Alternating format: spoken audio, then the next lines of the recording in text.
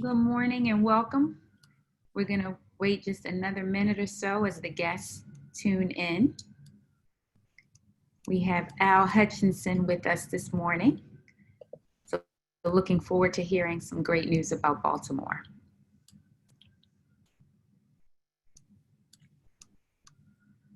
Good morning. Good morning. My name is Shalonda Stokes. I'm the president of Downtown Partnership, and I'd love to welcome you to this week's Downtown Download with myself and Councilman Eric Costello. We have an exciting guest today who will be with us, who is with us. Our guest is Al Hutchinson. He's the president and CEO of Visit Baltimore, a national thought leader in the convention and tourism industry. And Al, I do have to let him know how I came to know you as a candidate for your job. And I'm gonna tell you, one of the things that won us over from the beginning was your commitment to community. At that point in time, and you think about all of the things that happened around that time, we had Freddie Gray, we had all of these things that ended up happening then. And I know, we had the opportunity to work with Visit Baltimore in a number of capacities, working with Dion Joyner Williams on the hashtag My Be More campaign, which started sort of the groundswell of some of the civic pride. And what I know is since then, your team has really dug deep and you guys have been on a roll. People may think it's in response to some of what's happening now, but what they'll come to see is what you're starting to do with digging deep into the community in there is a part of what you're making the culture of the organization. And so really want to welcome you today. We know that your team is really working hard for our hotels, museums, attractions to survive this shutdown and adapt their business models. You and I thinking that are alike in trying to figure out how do we pull out the gems, the good stories in Baltimore and be supportive of our community along the way. And so earlier this summer, we had an opportunity to partner with you once again on Baltimore Restaurant Week, which is the oldest and largest restaurant promotion in the region. And we threw out the rule books this year just to make sure that we were supportive of those restaurants. So not the fixed menus as they were before, but really allowing restaurants to come in, join how they could so that we could really expand the base. So there's a whole lot that we could talk about with you in a moment. I do invite everybody to enter your questions into the Q&A box at the bottom. And just to reiterate sort of our format, I know that Councilman Costello will give us after I finish a brief update on what's happening in the city. He will then interview Al with some really great, compelling questions, some of which came in early. And after that, I encourage you all to make sure that you put your questions in the Q&A box, because then I will ask Al your questions as well. So before I switch to Councilman Costello, just want to give a few updates on what's been happening with Downtown Partnership. We continue to repurpose the streets of downtown to help businesses during this public health and economic challenge.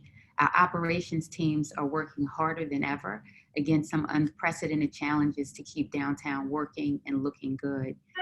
Our parklet, if you have not had an opportunity to see the parklet, which takes over parking spaces and gives additional seating, is now in the front of the Civil that's at 518 North Charles Street. And so please take a look at it, enjoy outdoor dining, really come and support the businesses there. We're also working to add more outdoor spaces with our partners like Charles Street Development Corporation, working with BDC and the Neighborhood Design Center. So all of those are extensions to make sure that we create just as much outdoor space for our businesses. So I also encourage everybody to head to the Meadow. That's a special design for distancing project that was just built out on Lexington Street in the Bromo Arts District. It's a great spot to grab some carry out, have a picnic, or just enjoy some fresh air as the summer turns to fall. And you may not have thought about it this way, but downtown is something of a college town. And I want to welcome all the undergraduate and graduate students back to class, whether that's virtual or in person.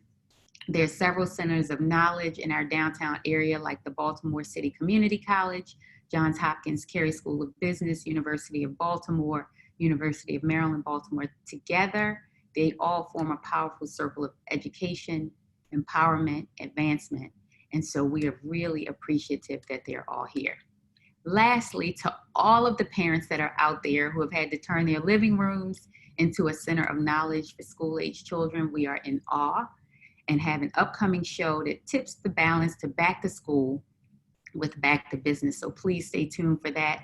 We will make sure you get the information out there on that and many other things. Please remember to visit us at godowntownbaltimore.com. And with that, Councilman Costello, I'm going to turn it over to you. If you could give us a little bit on what's happening in the city, and followed by that, you can go directly into the questions with Al, because people are already asking. They're excited about having him here today. Thanks, Shalonda. And Al, thanks for being with us today. A couple quick updates on the city side of things. First, there were some pretty serious modifications made to our recycling program that went into effect yesterday, Monday, August 31st. So curbside collection is not going to be collected for the next 2 months. I've included a link in the chat function. And pardon me, I actually only sent that to the panelists, but thank you to Mike and Lauren for getting that out to everyone. There are 14 community collection centers that have been established throughout the city. So I would encourage people to make sure you get your recyclables, if you're able to one of these collection centers. And more information, including additional drop-off locations outside of the 14 in each council district, are included in that posting. No changes to the executive order from Mayor Young. I think we're hopeful that we may see some reconsideration of those restrictions in the near future. And Shalonda and I will continue to keep an eye on that. And with that, I think we are ready to jump into questions. Al, thank you again for being here. We know you're really busy, so we certainly appreciate you being with us. Thank you, Councilman Costello. Always feel like a rock star when I'm around Shalonda Stokes, so thanks for inviting me. Thank you. Understand the feeling. It's hard not to when you're So Al, convention and tourism are a multi-billion-dollar industry for Baltimore, and the visitors and revenues that we take in here in the city impact jobs in the economy. The hospitality sector is probably the third largest job sector in the city. Can you provide a bird's eye view of that impact on the city, both pre-COVID and then what your sense is of where things are at now? So thank you, Councilman, and that's a great question. And I think the best way to answer that is let me go sort of globally, nationally first with the impact that COVID's had on the travel and tourism industry across the country. And it's been devastating, quite frankly.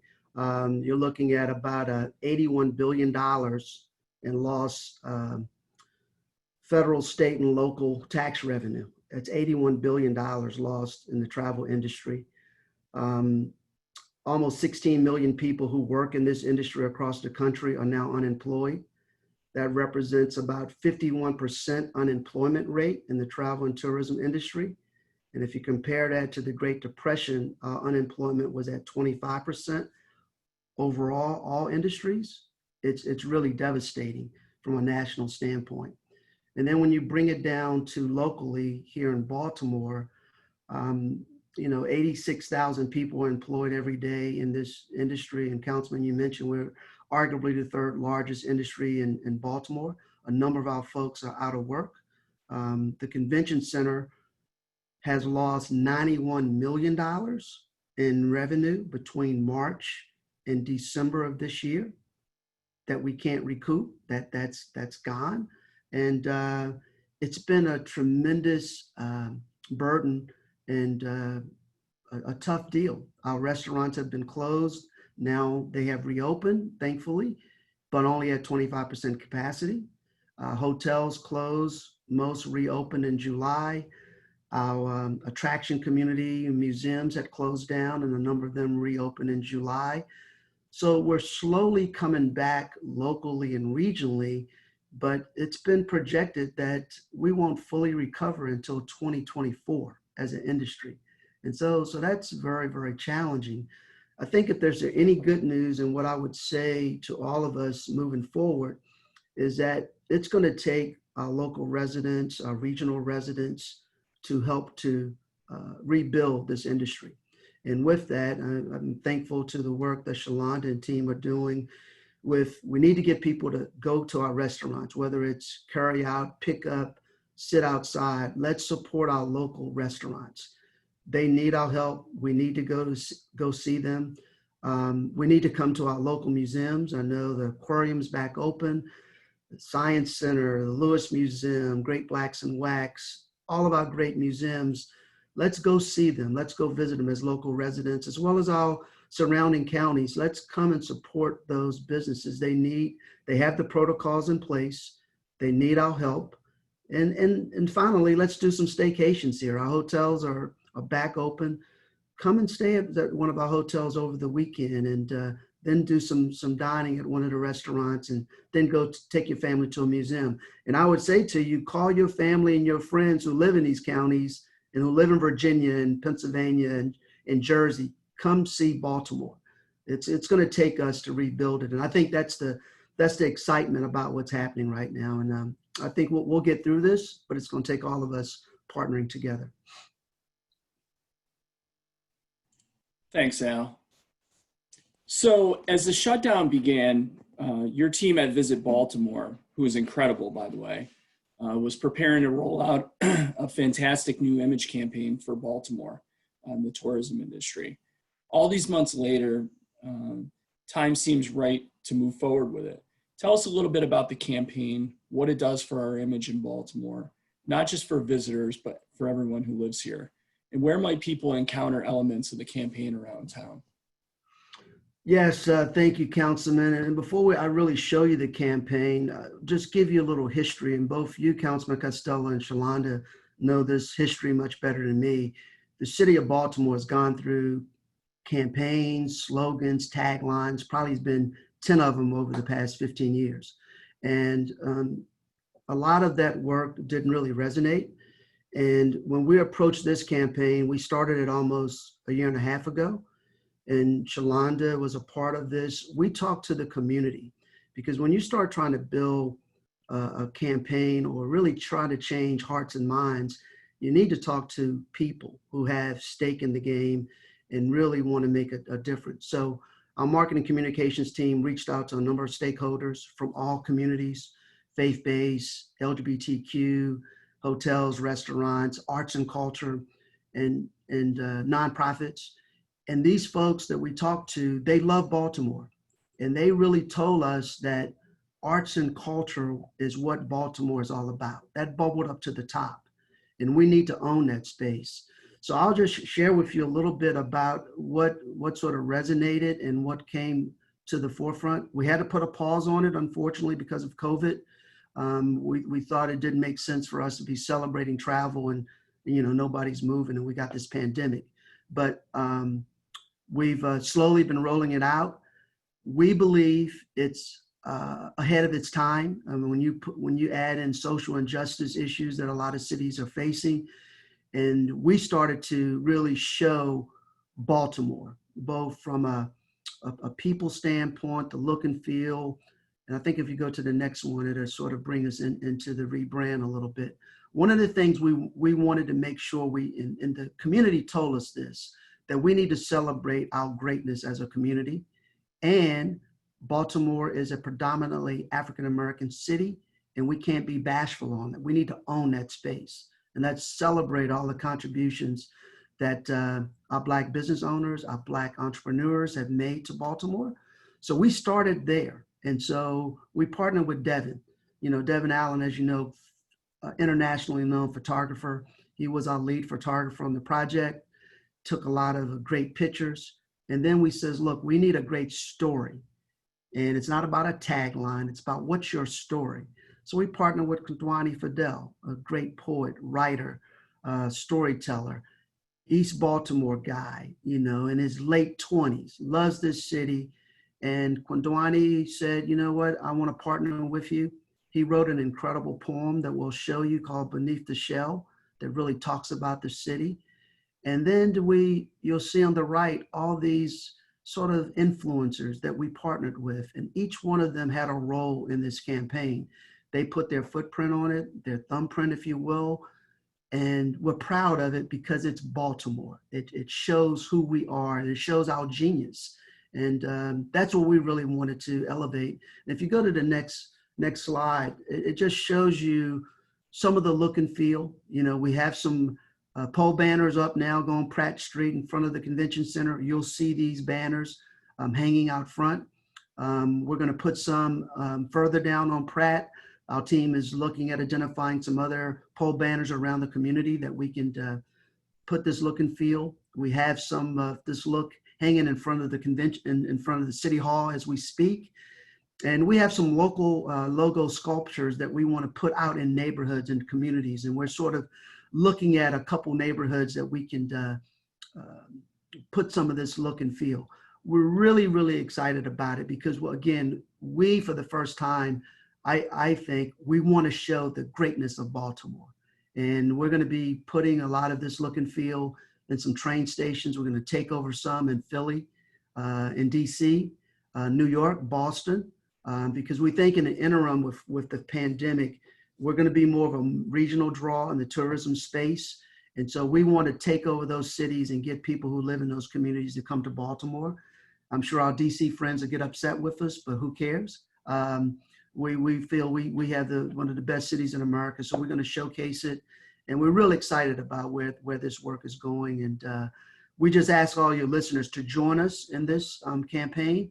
They're going to see more of it. They're going to see more of these influencers who we want to highlight to help us to tell, in my opinion, one of the best stories in this country, and that's Baltimore. Shalonda, I don't know about you, but when I hear Al talk about this and talk about taking ownership of the fact that, you know, it's our arts and culture scene in Baltimore City and the fact that we're a predominantly Black city, I can just see the energy pouring out, and it makes me really excited to see this campaign. Absolutely. Yeah, I'm real thankful to people, you know, Shalonda, it's a number of folks who are part of this, helping us land to this spot. I've been doing this a long time, and this, in my opinion, this is I'm biased, but this is one of the best campaigns I've ever seen. And the reason is because we listen to the people. It's not about a logo. It's about the hearts and minds of the community. And we listen, and they helped us land. And when you see a campaign, you should see yourself. And I think that's the beauty of what we've developed. It's a campaign that people can see themselves in and feel good about what we're promoting and what we're marketing. Thanks, Al. And Shalonda, you know, from the work that we did together, or that we continue to do together as co-chairs of Mayor Young's Small Business Recovery Task Force, that we work closely with local attractions, hotels, restaurants, our city agencies, specifically Baltimore Development Corporation and the Health Department, to help develop new public health standards around COVID-19. And along those lines, Al, your team at Visit Baltimore has partnered with an amazing national accreditation program. Can you talk a little bit about that? Yes, sir. And really the genesis for this was based on data, listening to customers, talking to the traveler. We asked them the question, if and when cities reopen, what will it take for you to come see a destination such as Baltimore? And the answer was, we need to have some assurance that you've put some protocols in place that if I come to a museum, if I come to a restaurant, if I come to your convention center, I will feel safe. So when I go back home, my family's protected. So we looked at it from a filter of safety from a health perspective. And fortunately, there was a company called the International Sanitary and Supply Association, ISSA. They had a program called GBAC, which stands for the Global Biological Advisory Council. And so we partnered with them because they were a third-party accreditation that we could bring some cleanliness and health practices to the city. And thankfully, I have to give a shout out to our hotelier community because they helped us to underwrite this through our Tourism Improvement District, Councilman Costello. So that is working. And so they used the funding from that to pay for this program, but to bring it to Baltimore so our members could benefit from it. So we're happy that we have rolled it out. Our goal is to have over 200 facilities to go through this program and put a gold star in their seals so people can see it. Presently, we have 24 organizations that are on board, including BWIs going through the training. The convention center is on board. I know the National Aquarium is working with us, several hotels and restaurants. So we just think this is a first step. All of our entities are doing something in the safety space from a protocol standpoint. We felt this was just another layer of giving folks some comfort, if you will. Nothing's 100% guaranteed, right? But we believe this was a good step, especially from a third party. We're one of only 3 cities in America that's going through this program. So again, I always want to try to do things that separates Baltimore. Do the right things, but what's our differentiator to make us stand out as being right and being a leader? And so I think this program is something that we all feel very solid about. We think it's going to be helpful, and we just started it. So by the end of September, we're hoping we can get closer to 200 folks on board. But we think this is something that's needed for the community. And also, I think it gives assurance to people who work in these facilities too. You know, you're coming back to work. You want to feel good about the place you work. And then when you go home, that you're not taking a disease back to your loved one. So I think it works both ways, both for visitors coming in, but also for our residents who live here and who work in our facilities. Al, that's really exciting. It looks like there was a lot of legwork that went into that, and I'm hopeful that that's something that is going to help inspire confidence for folks not only around the city and the surrounding counties, but throughout the Mid-Atlantic region and across the country, and help welcome them back to Baltimore as COVID-19 restrictions start to loosen. As you know, Baltimore is already a world-famous sports city. Between the Orioles and the Ravens. And Visit Baltimore is helping to take us to a whole nother level. A few weeks ago, you were part of a delegation that pitched us for a major international sports tournament. I'm incredibly excited about our bid and frankly, our chances of winning. But Al, I'm going to turn it over to you to spill the beans for our audience. Well, thank you, Councilman. And this is the biggest sporting event in the world, which is the World Cup 2026. And so Baltimore, we could be one of only 10 cities in the United States that's going to be identified as a host city. We're totally psyched. This is huge. There's no bigger sporting event than World Cup. Zero. Not Super Bowl, Final Four, you call it. World Cup is the mecca. So we partnered with the Maryland Sports with Terry and his team. We're excited about partnering and a number of other community leaders and business leaders. But we need to get the folks on this call to partner with us. Go into your followers, let them know World Cup 2026. You see the link that's on this screen.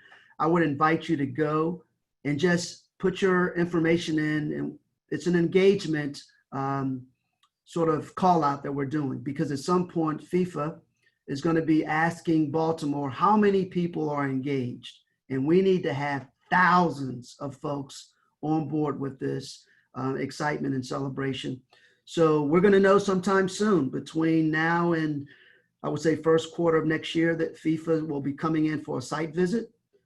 Sometime summer of 21, they're going to make a decision about where they're going to go. We want to be one of those 10 cities, and it's going to take us. So I know you guys got a lot of followings out there on social media. Go to the link, baltimoremd26.us, and sign up. We need your engagement. This would be a big, big play for Baltimore and the state of Maryland.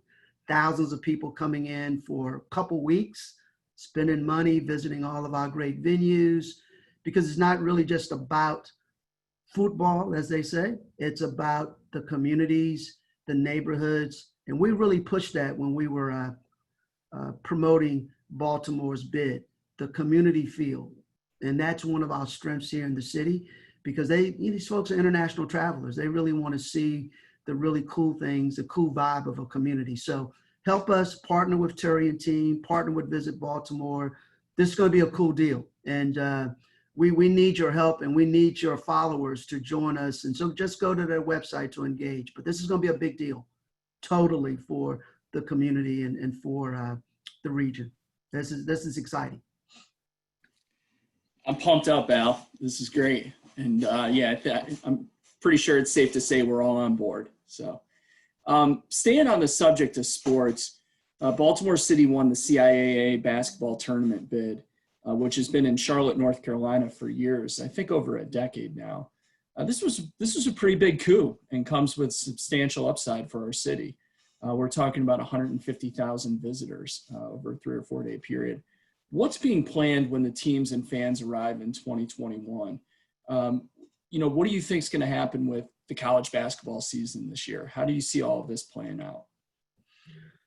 Well, all those are great questions. Let me go backwards before I answer some of those questions. Those are some tough questions because I'm sort of trying to read the future here. But look, CIAA basketball tournament, the largest historically Black college basketball tournament in the country, probably pre-COVID, it was the third largest attended basketball tournament behind the ACC and the Big East. It's always held the last week in February, which in Baltimore City is a huge need period. There are not many visitors coming to Baltimore the last week in February. So to bring, upwards of 100,000 people to Baltimore City last week in February, everyone's not going to the game. Some folks just come in it's like a family reunion, a homecoming, just to see old friends. This is a major coup. It was in Charlotte for 14 consecutive years. Was here in Baltimore back in the 40s. So this was a big coup for the city, and I'm very thankful to Mayor Young, who was a part of the presentation team that got these folks here. This is a big, big deal. And so the 12 presidents of these colleges and universities that are in 5 different states, they were very confident in the Baltimore presentation, and they committed to come here. And we went down this past February to Charlotte, and I know Shalonda was there and others, and we had a big Baltimore rollout, and they saw us everywhere, street teams. We took over that city, and people were excited about Baltimore, and they were looking forward to 2021. And then a few weeks after Charlotte, COVID hits. It's sort of interesting because when you think about it, it hadn't been that long ago. Everything was rolling. We were doing great. Then bam, COVID hits. So since then, we've been talking to the CIAA's commissioner. I have a weekly phone call with her. Our local organizing committee has been meeting, talking about the CIAA. And this is where we are right now. I mean, again, I can't overemphasize. There are 12 colleges and universities in 5 states, which means 5 governors, 5 different protocols to deal with the pandemic. And their number one concern as academic institutions has been to the students. Do we reopen campus? Do we go virtual? Do we go hybrid? Sports was really secondary, and rightfully so. And so we've been just listening, and we've been talking, and they've asked us to consider some options. So their schools are back open. Most are open face-to-face, but there's some who are doing virtual this semester. The CIAA has canceled all fall sports, including football, soccer, cross country. So there are no fall sports at the CIAA. The winter sports, which includes basketball, have not been canceled as of yet. And so here's what the CIAA has asked us to look at. Number one is to continue to go down the road with having the tournament at Royal Farms Arena, having all the other ancillary activities, convention center and other places in February. That's one option. The second option would be a modified basketball tournament. Instead of the 12 schools, the top 4 women's teams and the top 4 men's teams competing, no fans, either playing at the convention center, which is similar to the bubble concept that the NBA is using. And they're very interested in that concept because it provides more safety and control, if you will, but also Coppin State as an option for a smaller tournament is another venue that we're we're having some dialogue with. We're hopeful that we can have some version of basketball and fans would still come, not as many, obviously, but some would come to Baltimore. And we would want to continue to help celebrate that. There probably would be some kind of hybrid or virtual component to a modified tournament as well that we've talked to the tournament about, and we've working with them, very similar to what the Essence Festival did this past year with their virtual space. And then the third option would be no basketball at all, completely virtual, and do a virtual celebration the final week in February. So all three of those options are still on the table. We're still talking to the tournament about. We're hopeful that by the middle, no later than the middle of September, that the conference will make a determination on which plan option they would go with. But I can tell you the CIAA is totally excited about Baltimore. They love this partnership. I've briefed Mayor Young on where we are at this point and where we're going. And the tournament wants to do the right thing, and obviously health is first. But I think 2021, we're going to do the best we can. But we really want to continue to work with our local community. Once we know what we're going to do, then we'll really re-engage with the community to make sure we give a welcoming feel to all the participants coming in. This is a big deal as well, and they're here for 3 years, but I can tell you my plan is to keep them here longer, and we're going to work with seeing if we can get them to stay with Baltimore longer than the 3 years. Absolutely. I say 14 years at a minimum in Baltimore now. There's a precedent, right? Yep, for starters. Yeah, no doubt, no doubt. No, great work by you and your team bringing that tournament back home to Baltimore City. So that's really exciting. Al, as you know, we're in a challenging and precarious time between COVID-19, not just COVID-19, but issues of race in our country. There's been conversations about diversity, equity, inclusion, or DEI, and those conversations are really at the forefront of communities all across our country. And people are asking, how do these elements of our society, how can they be more fair and more representative? I know that Visit Baltimore is working with local businesses to invite them to participate in DEI training. Can you tell us a little bit more about that initiative? Yes, sir. Let me first say this space is really, really important to me personally.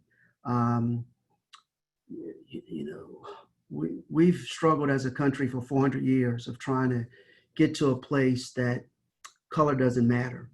And unfortunately, we still struggle with it. And now we see what we're dealing with, because as a country, we've never faced it, answered the question, and moved on. So I've been involved in a number of race conversations the past couple months on a national platform. And it's exhausting, quite frankly, but it's needed. I'm happy to do it, but we got to get this fixed for the final time. And so I'm one of only probably 10 African Americans who are presidents and CEOs of destination marketing organizations across the country. That's insane.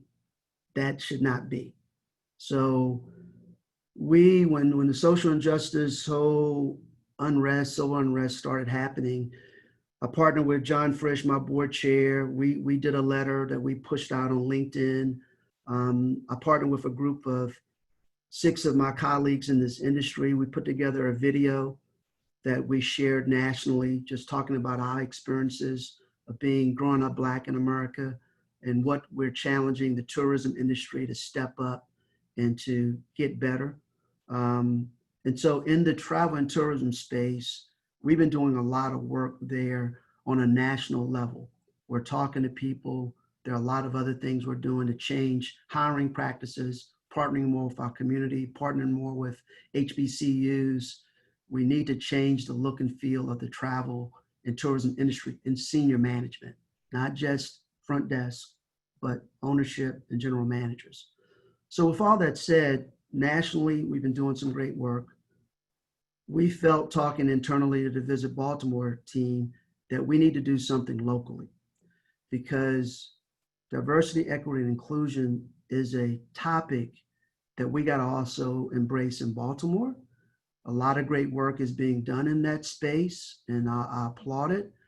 But in my space, I want to make sure Baltimore City is recognized as a welcoming environment to all people. And I know sometimes everybody doesn't feel welcome at some places. And it all starts, in my opinion, with education, and it starts with training. And so what we're going to bring to the hospitality industry, and we're going to include some nonprofits, some folks from the academic space, we want to have a diversity, equity, and inclusion training program. And we're going to launch this in October. We'll do it twice a month in October, November, and December for about 90 minutes per session. And we're going to partner with Janice Murray. Janice, fantastic leader, used to work with Exelon, and she left a few years ago to start her own company in this space called Inclusion Impact.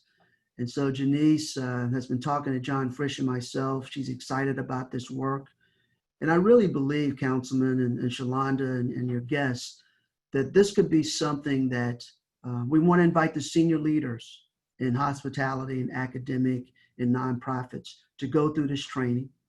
So that way, if leaders can get this training and then it's top down, then they take it back to their individual institutions to train their teams.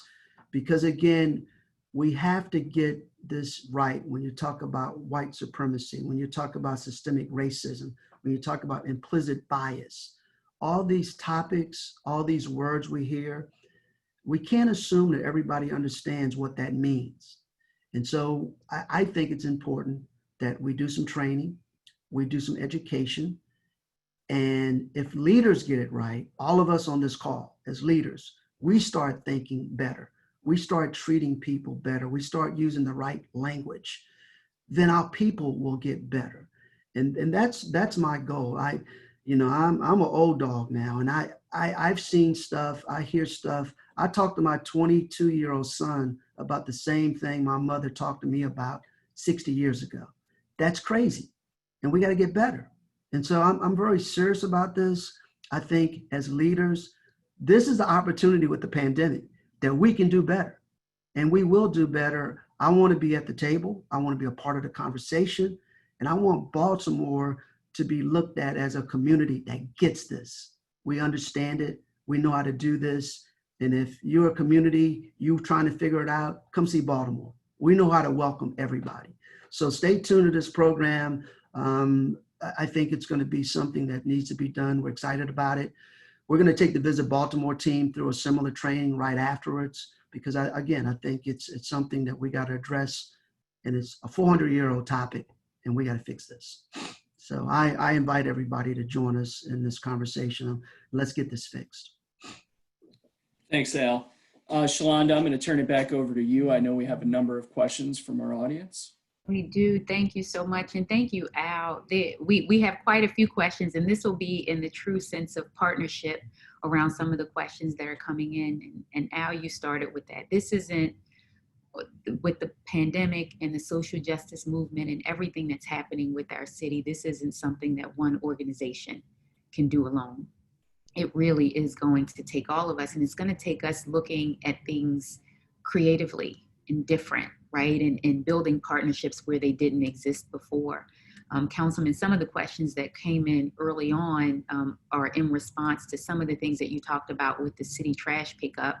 And one of them has sort of an interesting spin to it.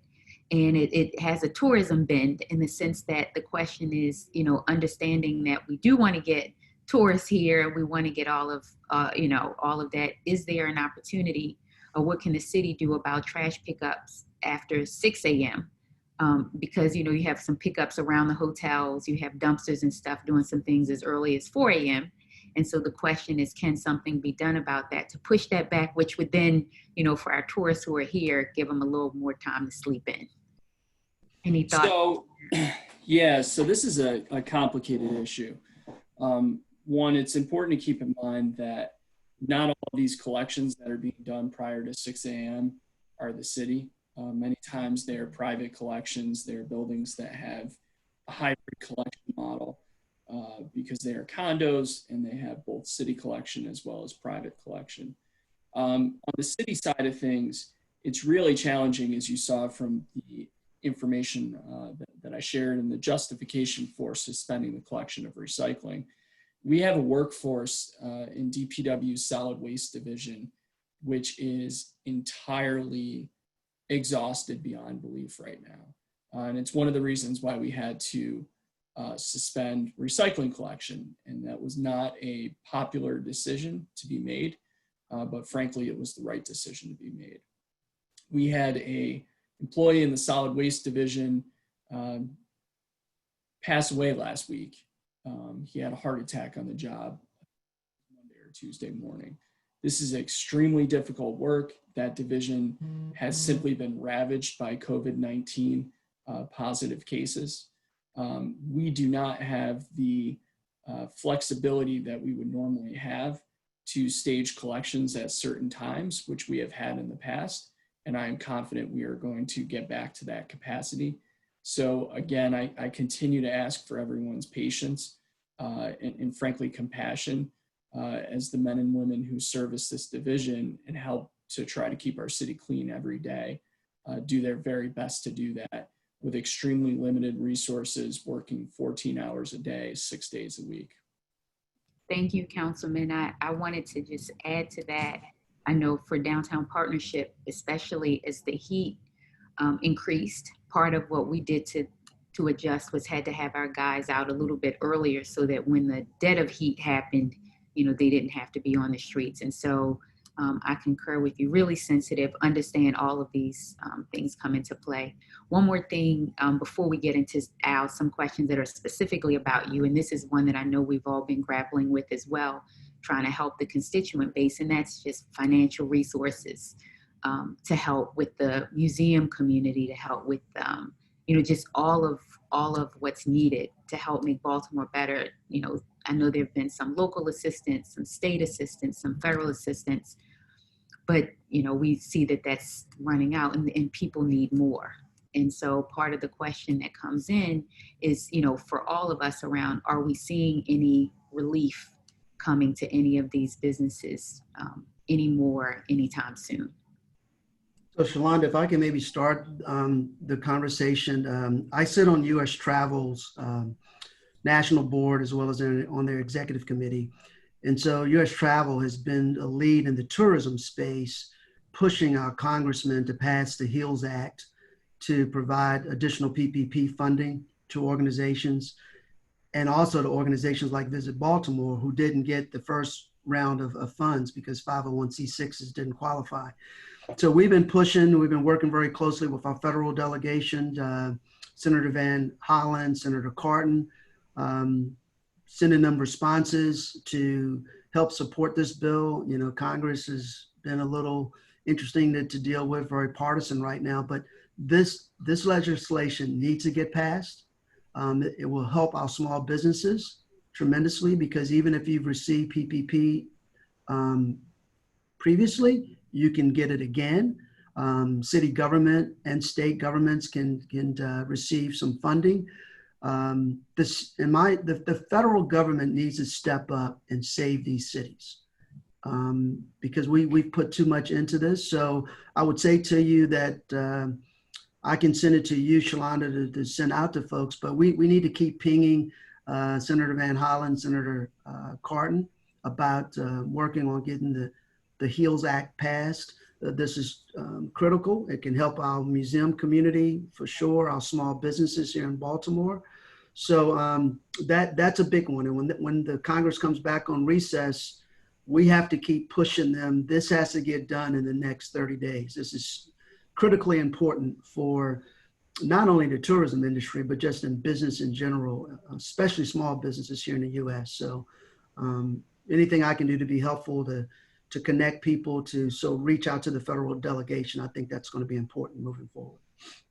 Thank you, Al. And similarly, I know we had both Van Hollen and Cardin on Downtown Download around the same thing. And so you're right. I think it's the collaborative effort for a push. I know our cultural institutions need it. You know, there are a number of organizations and institutions that could really benefit from something like that. And so we have to continue to push for that. Councilman, did you want to add anything? I have a couple more questions to go into. No, I'm gonna leave it with you, Shalonda. Okay, deal. So Al, coming back to you, this is really around travel. They said, are there any ideas or plans to drive short-term travel this year and early next year? Yeah, so a couple things. I think a little bit I shared with the new rebrand that we're going to do some transit station dominations in the DC, Philly, Boston, New York area. We're going to have some signage up in those communities as well as in Richmond to drive traffic. We know from data the pent up demand is that people 400 miles an hour will get in a car and they're going to go somewhere. And so we're going to reach out to that audience via our brand, via social media. Unfortunately, our budget was cut 41%. And so we can't do a lot of national advertising currently.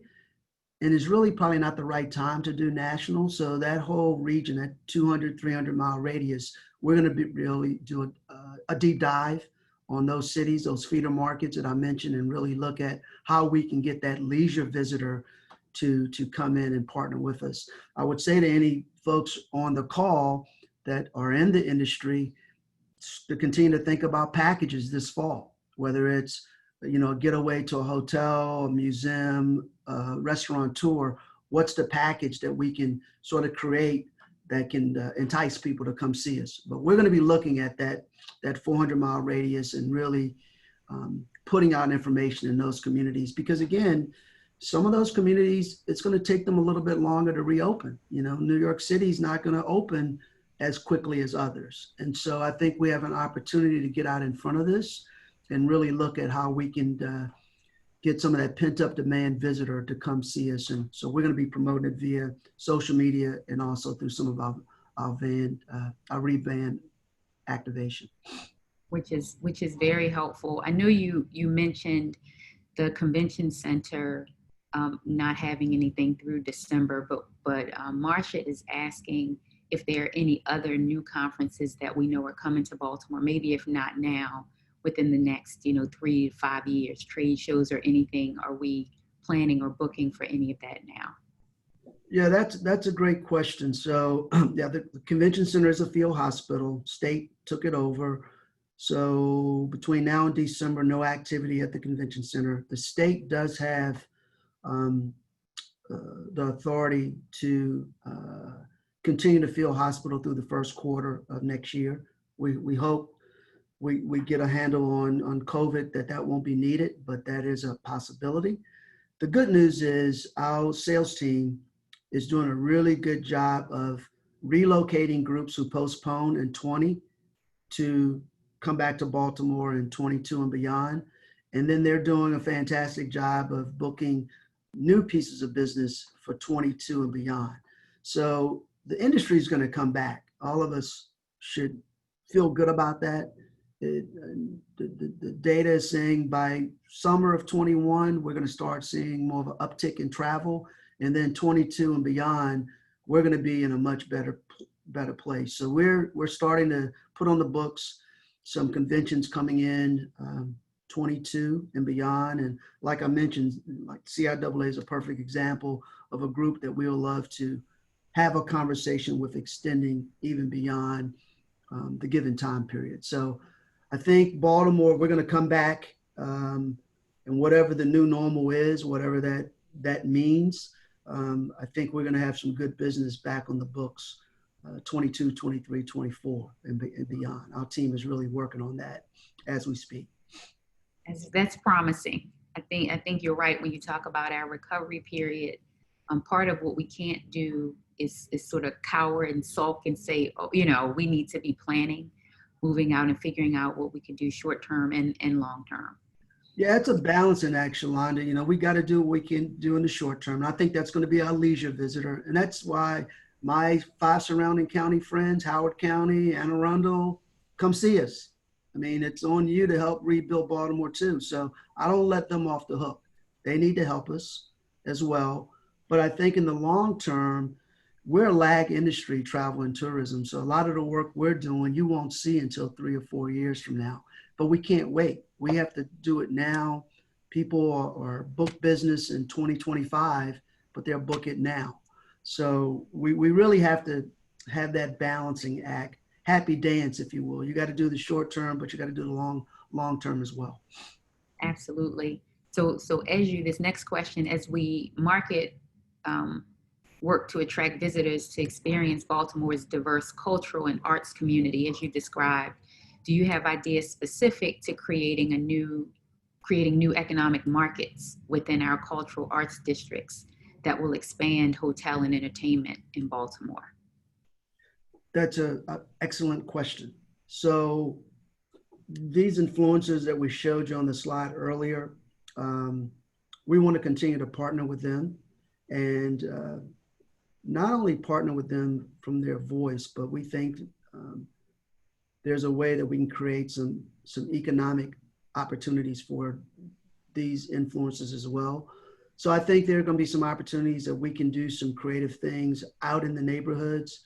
Once again, we get on the other side of the pandemic, but we can do some pop-up type of opportunities, whether it's in Pennsylvania Avenue corridor, we do some things in Hamden or Remington and other communities, but we're going to be looking to do that. Again, I think we have to be creative, Shalonda, and we can't do what we did pre-COVID. So the partnership with these influencers, these artists, and do some really creative things, maybe create some new festivals that have not even been thought about at this point, that we can get out and bring people together. There's going to be so much pent up demand once we get on the other side of COVID. People are going to want to get out and do face-to-face. So I think our marketing team can continue to partner with the local artists, your organization, Shalonda, and others. And I think we can come up with some creative ways to take the message out to the neighborhoods and into the community. I know Hotel Revival has done some really good things in the neighborhood. And now you got Jason Bass over there working with them. I think there's some opportunities we can do there. But no, we have to be creative, and we're willing to do our part and partner with organizations to do more into the neighborhoods and the community. We have to do that. No, absolutely. All sounds good. Councilman, this one comes back to us, and this is one of the earlier questions that's really asking about any additional updates regarding movie and live performance venues as it relates to COVID and social distancing and updates. I know you mentioned earlier that there were no executive order updates or changes as it relates to that, but I know there has been some movement. Health Commissioner Dr. DeRosa is really trying to work with the community deep to figure out how to keep us safe physically and from an economic perspective. I know some of that has come into play. Anything you want to add here? No, I think you summarized it well, Shalonda. No movement right now, but we know from our work with the task force that the health commissioner is looking at this data every single day, and I think one of the things that we can do is continue to, as leaders in the community, is communicate to people the importance of wearing a mask when you're out in public, the importance of social distancing, of washing your hands or using an alcohol-based sanitizer, because those are the things that are going to continue to help move the numbers in the right direction so that we get to the point sooner, hopefully rather than later, where we will start to see these restrictions and we can start to get back to a place that's closer to normal. Thank you so much. Probably just a couple more questions we can get in. And this question looks like it comes actually from somebody I went to middle school with, which is funny, but it said it would be great to learn more ways for our local businesses to get involved with advocating for our cities. We all need to do this. Is there a way to sign up to enter this conversation about how we individually can support this effort? Hey, great question. We don't have a formalized way today, but I think that's a question we need to continue to drill down on more, because I think whoever asked that question is right on the money, especially now with the pandemic. We got to talk and listen to these business owners. They got a stake in the ground. They made a huge commitment. So what can we do to have a conversation? How can we help their cause and help all of us and partner? So I'll take that back. I mean, that's something that we can have an internal conversation on, and then maybe Shalonda circle back to you and your team and see what can we do to have more of a conversation with the small business owners. No, I think I agree with you, Al. And I know we've been at Downtown Partnership really intentional about trying to figure out how to engage and connect from a service perspective, but also from a business support perspective. And part of what we're recognizing is there is no sort of point of entry for people to know, how do I connect and get engaged? So we'd love to partner with you on figuring out how we, really do something about that. No, that's a great question. Yeah, because the reality is all of us are going to be in a smaller footprint. Right. Out of COVID, my organization is going to be smaller budget, but we can do this, but we have to do it in a different way. And so I think if we combine our resources, talk to each other more, have a more of a formalized approach of communicating and helping one another, I think it could be important moving forward. So yeah, let's think about that. That's an excellent question, and it's something I think we need to do something with. Right, we walked away with some action items. Yes. Al, I might have to give you a call later this afternoon, because my amazing co-host here is obviously outshining me. She has her elementary school classmates showing up, so I need a little help figuring out how to better promote. I'm going to give you a ring later today. I know it's your wheelhouse. Yeah, we'll sidebar and talk about that. No doubt. It's so funny. This last question is really about collaboration, even beyond Baltimore. The question is, as you mentioned, surrounding counties, what collaboration has taken place with the county leaders to ensure the regional marketing support will be successful? Will there be a regional package created to ensure we travel within Maryland and the Maryland regional attractions? Yeah, well, I'm glad somebody asked that question, because I forgot to mention it. So in addition to this sort of Baltimore-centric campaign we've been working on, our marketing communications team had also developed a regional pride campaign where we could partner with the 5 surrounding counties. The same creative firm who did the look and feel that you saw, they created a great look for a regional campaign. We've shared it with the 5 surrounding county, my counterparts in the 5 surrounding counties. We've talked to several of the county executives about the regional campaign. And we're hopeful that some of them will partner with us. The challenge right now, to be quite honest, is just financially, everybody's just gotten hammered in budget. So that's preventing some of the counties from partnering, but I think Baltimore County is excited about it, and they want to join this cause, and we're hoping that the other counties will join in as well. It's a great look and feel. We shared it with the team. We think, look, the visitor doesn't see the lines we see. We know we're in Howard County. We know when we're in Anne Arundel. We know we're in Baltimore County. The visitor could care less about that. All the visitor wants is a great time. Where can I go for some great food? Where can I go for a great attraction? Where can I go to see a great sporting event? So we need to come together as a region, the greater Baltimore region. When folks go to Howard County, they're going to Baltimore. So we need to partner. And I think what we've developed resonates. I know county exec, some of the county execs really like this feel. And so we want to keep promoting it, and we're excited about where it can go. So stay tuned to that as well. More to come with that regional pride campaign. Absolutely. So you're saying that was a ringer question? Somebody threw that? No, I'm just kidding. No, thank you. I have friends too, Shalonda. That is funny. So no, thank you so much. This has definitely been an update. I mean, so many questions came in. I encourage everybody to go to the website, share these messages. This webinar will be, by tomorrow, it'll be uploaded as well. Al, can't thank you enough for your time on here in this, Councilman. Don't know if it's any final words. Just want to make sure people know how to find us on Facebook, Twitter, and Instagram. The handles are right there. The website, godowntownbaltimore.com. Any final words, Councilman Costello? Thanks, Shalonda. Al, I just want to thank you. You and your team at Visit Baltimore have been incredible. Also want to give a shout out to Peggy Dodakis and the Convention Center folks. I know they work, it's essentially a sister agency to you guys and work very closely with you. We certainly appreciate everything that Peggy and the hardworking folks at the Convention Center bring to the table as well. Thank you. So thank you.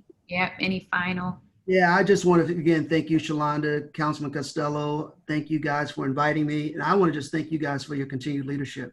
This is a partnership. I want to be there to partner with you guys. We got to go do it for the city of Baltimore.